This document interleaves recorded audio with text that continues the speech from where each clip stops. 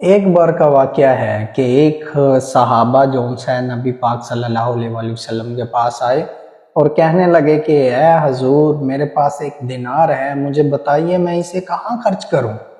تو آپ صلی اللہ علیہ وسلم نے ان کو بتایا کہ اپنی ذات پہ خرچ کرو۔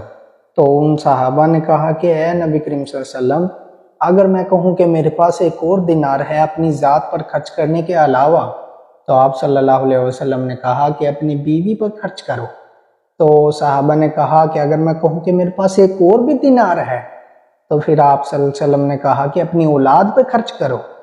تو صحابہ نے کہا یا رسول اللہ میرے پاس ایک اور بھی دینار ہے۔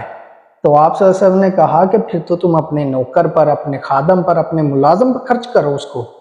پھر صحابہ بولنے لگے یا رسول اللہ صلی اللہ علیہ وسلم اگر میرے پاس ان سب پر خرچ کرنے کے علاوہ بھی ایک اور دینار ہو تو نبی کریم صلی اللہ علیہ وسلم نے کہا پھر تو تجھے اللہ کی راہ میں کچھ کرنا چاہیے نا، پھر تو تجھے فی سبیل اللہ کی راہ میں دینا چاہیے۔